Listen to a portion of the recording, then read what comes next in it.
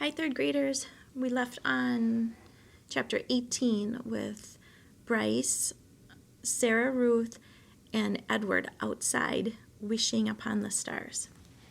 So we're going to start with chapter 19. The days passed. The sun rose and set again and again. Sometimes the father came home and sometimes he did not. Edward's ears became soggy and he did not care. His sweater had almost completely unraveled and it didn't bother him. He was hugged half to death and he felt good. In the evenings, as the hands of Bryce and at the ends of the twine, Edward danced and danced. 1 month passed, and then 2, and then 3. Sarah Ruth got worse. In the 5th month, she refused to eat, and in the 6th month, she began to cough up blood. Her breathing became ragged and uncertain, as if she was trying to remember in between breaths what to do, what breathing was. "Breathe, honey." Bryce stood over her and said. "Breathe," thought Edward from deep inside the well of his arms. "Please, please breathe." Bryce stopped leaving the house. He sat at home all day and held Sarah Ruth in his lap and rocked her back and forth and sang to her.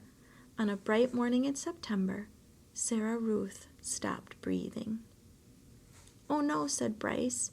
"Oh, honey, take a little breath, please." Edward had fallen out of Sarah Ruth's arms the night before, and she had not asked for him again.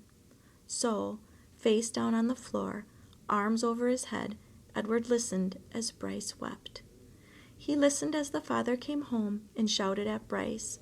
He listened as his father wept. "You can't cry," Bryce shouted.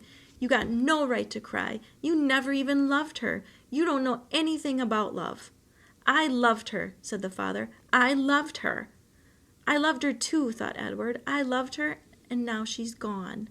How could this be, he wondered. How could he bear to live in a world without Sarah Ruth? The yelling between the father and son continued, and then there was a terrible moment when the father insisted that Sarah Ruth belonged to him and that she was his girl, his baby, and that he was taking her to be buried. "She ain't yours," Bryce screamed. "You can't take her. She ain't yours." But the father was bigger and stronger, and he prevailed. He wrapped Sarah Ruth in a blanket and carried her away. The small house became very quiet. Edward could hear Bryce moving around, muttering to himself. And then, finally, the boy picked Edward up. "Come on, Jangles," Bryce said. "We're leaving. We're going to Memphis." Chapter 20. "How many dancing rabbits have you seen in your life?" Bryce said to Edward. "I can tell you how many I seen. 1. You. That's how you and me are going to make some money. I seen it in the last time I was in Memphis. Folks put on any kind of show right there on the street corner, and people pay 'em for it. I seen it." The walk took him all night. Bryce walked without stopping, carrying Edward under one arm and talking to him the whole time.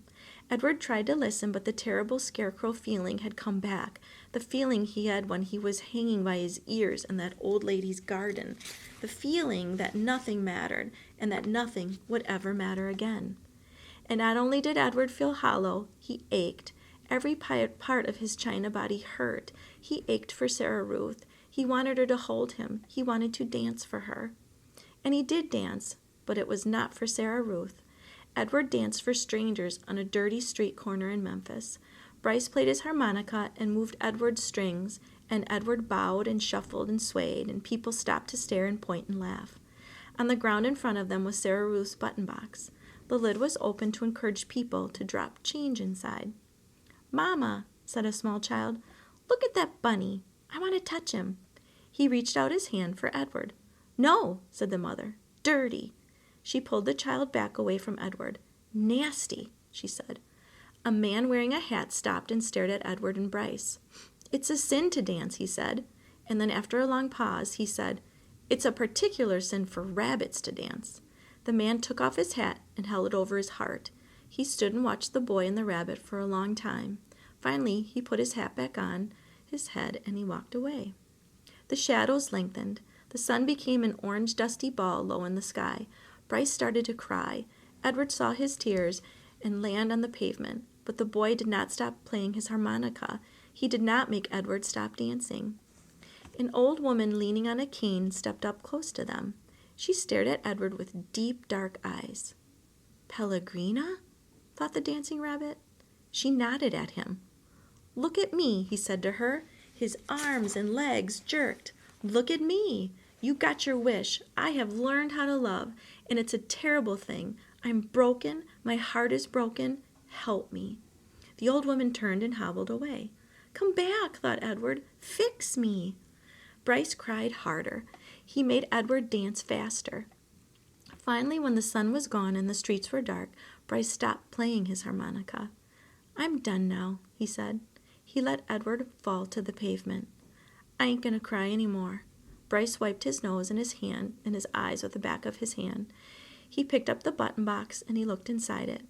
We got us enough money to get something to eat, he said. Come on, Jangles.